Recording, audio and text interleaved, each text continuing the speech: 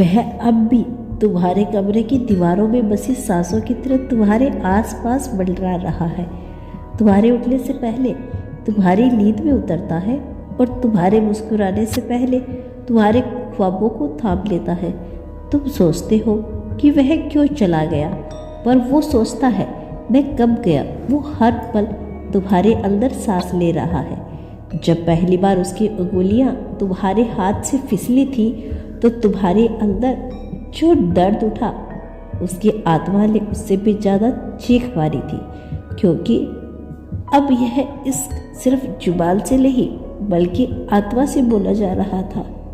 वो हो गया जरूरी, पर उसने वह सब कुछ छोड़ दिया जो अब भी हर धड़कन तुम्हारे उसे जोड़ता है।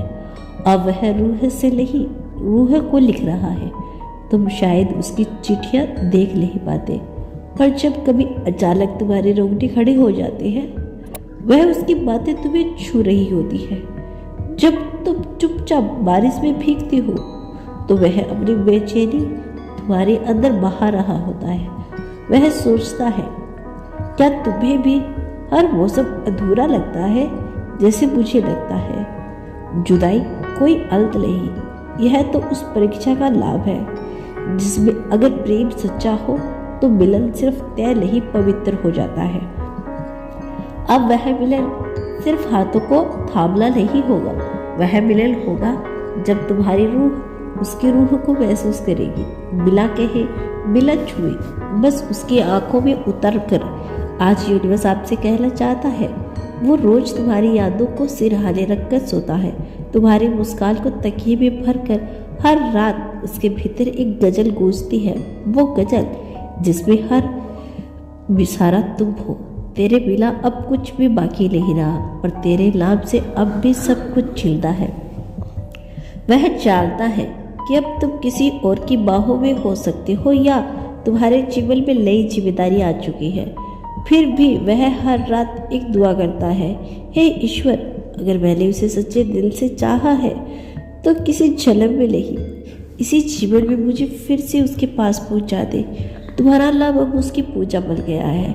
वह घंटों तुम्हारी तस्वीर को देखता है और सोचता है, काश तुम एक बार फिर से आंखों में देखो तो यह रूह फिर से जी उठे।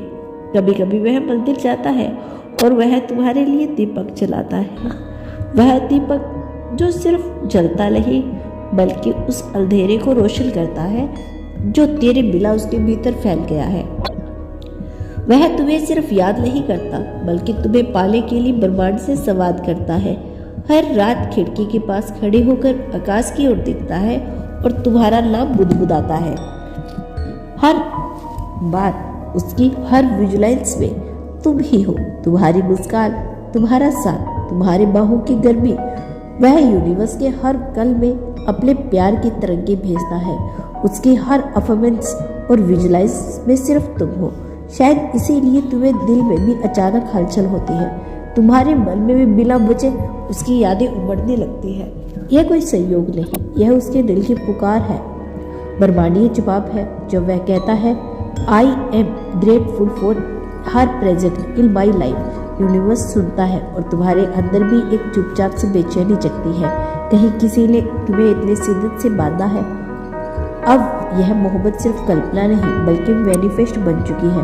अब वह शादी को एक दस्तावेज नहीं मानता, हर रात वह अपनी हथेलियों को तुम्हारे नाम से जोड़कर एक अनदेखा फेरा लेता है। तेरी हंसी उसके कानों में अब भी वही घंटी सी बजती है जैसे कोई आरती चल रही हो। अब जब वह तुमसे दूर है, हर रोज उसकी रूह में किसी कोने में तुम्हारी लौट आने की आहट सुनता है। वह आहट जो ना आवाज करती है ना शब्द मांगती है, बस उम्मीद से गूंजती है। जब तुम आईने में खुद को देखते हो तो कभी कभी नजरों में धूल क्यों छा जाती है? वह धूल किसी अधूरी बातों की परछाई है जो अब भी तुम्हारे दिल के किसी कोने में गूंज रही है। वह सोचता है, क्या तुम भी मेरी हर तरह, हर चीज, पुरानी हर जगह पर आज भी रुक जाते हो? क्या तुम भी उस दुकान पर चुपचाप खड़े हो जाते हो जहां हमने पहली बार कॉफी पी थी? क्या तुम्हारे फोन नंबर में अब भी यह है? तुम्हें मेरा नाम मिटाना पड़ा। हर बार जब तुम उदास होते हो, वह अपने भीतर किसी तूफान को रोक लेता है।